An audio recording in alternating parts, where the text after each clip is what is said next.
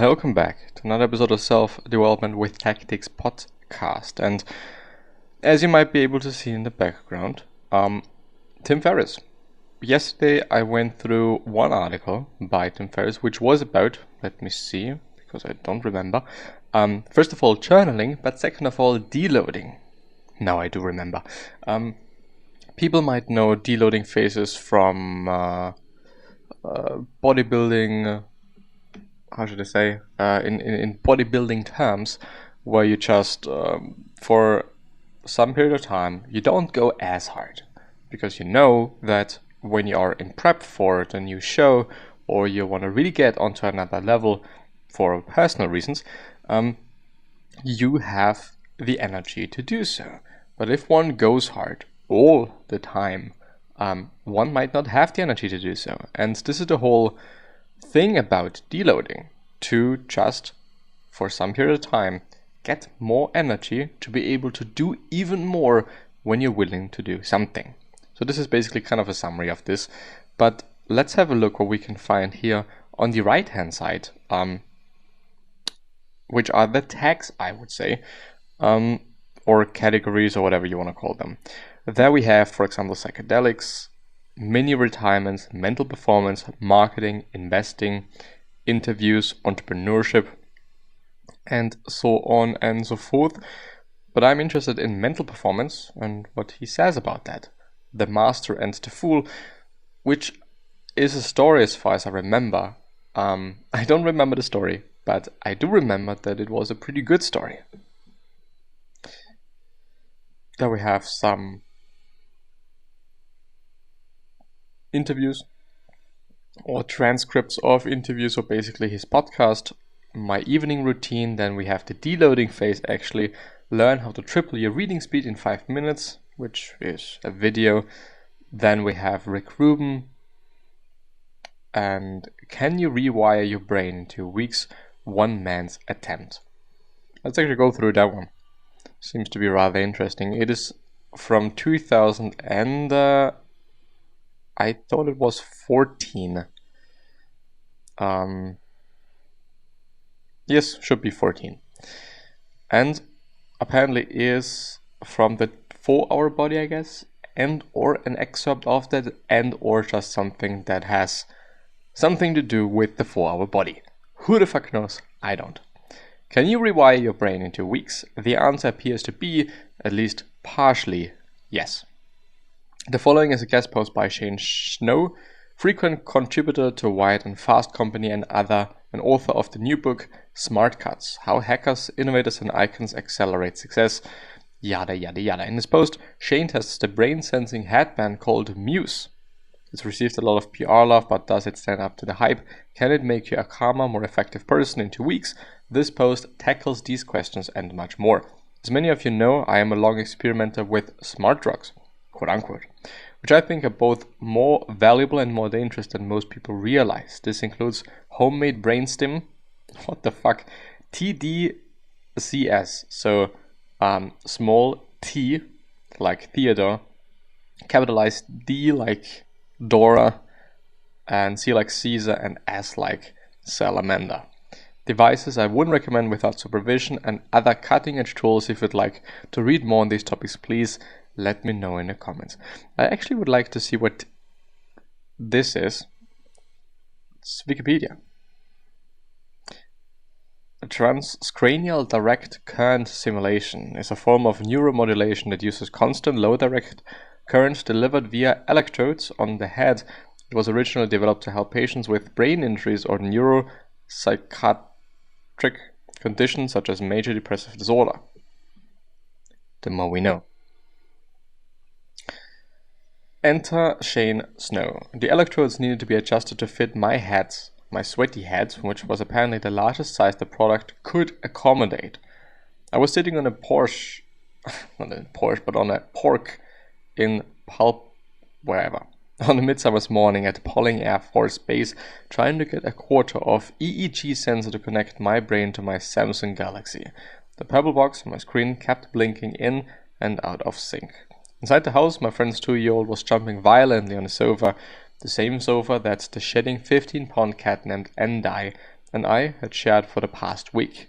The house was in shambles. Movers were busily trucking everything away to my friend's house to be new home in New Mexico, hence the pork.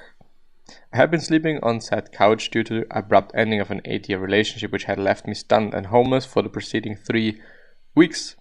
As luck would have it, the anti-anxiety pills my shrink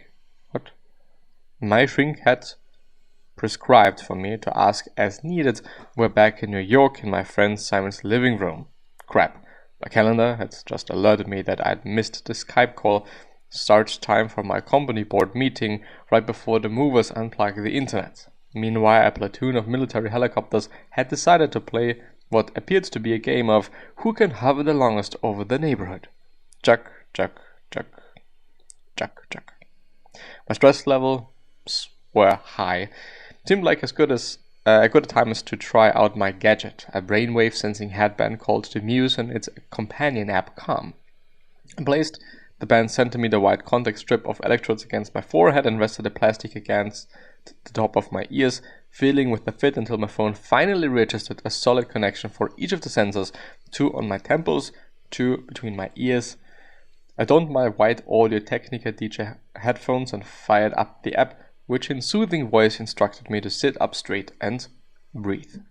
Calm is a simple meditation exercise, count your breath, blah blah blah blah. At the end of 5 minutes, the app confirmed I am not very calm. Thus began my 2-week experiment in brain therapy. I'd been planning on acquiring a Muse after having caught wind of its development nearly 2 years before, but now knew it would finally be released during the most anxious time of my adult life.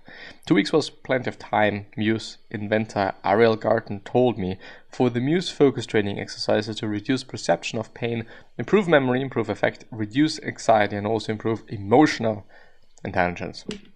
Seemed a little good to be true, but I was willing to test it. Electroencephalography, or EEG, apparently the recording of electrical activity emitted from the brain, has come a long way in the last 100 years since doctors drilled holes in monkeys' heads to attach sensors and eventually glued contacts with cathode ray tubes to intact human skulls to map brain activity. They discovered that the brain emits signals of variable frequency, and the frequency of the indicates what's happening at high level in one's mind. These waves are generally delineated into categories based on frequency ranges. So we have delta waves, theta waves, alpha waves, beta waves, and gamma waves. So first one being deep sleep, then deep relaxation or meditation, relaxed brain state, or an open state of mind, quote unquote. The beta waves, alertness, fire up when you actively thinking, and gamma is high alert and often associated with learning. And there you have a few graphs to see what they look like. What I can see for all the podcast listeners is that the gamma waves are very fast in spiking and valleying again. Whereas, for example, the delta waves, they have some smooth ocean-like pattern. Very smooth, nothing really spiky. How long is this article actually? It's actually very, very, very long. I didn't expect it to. Well, it's okay, but I think that I'm not gonna finish it today. Something that might be interesting is brain waves and using them, so trying to be in a certain brain wave when you're trying to do a certain thing, for example learning, you should probably be in a gamma state, whereas when you're meditating it should probably be something different. It originally was for epilepsy. Over the decades, however, as computers improved, neuroscientists' increasing capability to process the enormous amount of data that brain throws off allowed them to experiment with EEG for other uses, such as attention therapy. There's a book called The Brain That Changes Itself. Neuroscientist Norman Deutsch, Doidge, whatever, made mainstream the then recent and surprising finding that the brain can change its own structure and function through thought and activity. Our intelligence and tendencies are not locked in once we are not longer children, as popular belief once held. Once our brain was wired, it could still be rewired. Deutsch called it the most important alteration in our review of the brain since we first sketched out its basic anatomy and the workings of its basic component, the neuron. This adaptability factor of the brain is called neuroplasticity. You might have heard it at some other place. You might have heard it from Andrew Huberman and so forth.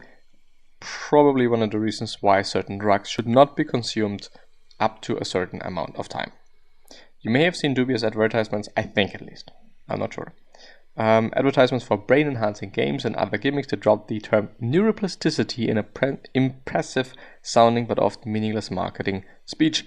Despite this misuse, the plasticity of our neurons is, in fact. Our brains use it to wire themselves naturally, but in the past several years, scientists have developed a simple procedure to quote-unquote hack them, which is called neurofeedback training, or NFT. So NFT is now slightly, very, very slightly differently connotated. As the scientists call it, it is a conditioning method wherein a patient is hooked up to an EEG and shown how active her brain is, thus allowing her to concentrate on exercises that exploit neuroplasticity to build mental muscles and allow her to consciously affect her resting brain activity. Clinical studies have shown that NFT helps the majority of patients to improve their cognitive control and also helped ADHD sufferers significantly improve their ability to focus. NFT has been shown to have a positive effect on depression. With that being said, I'm probably going to end the episode here for today. I might go through the rest of it, not quite sure, still find it funny, the whole NFT thing. But yeah, up until then, see you soon, bye bye.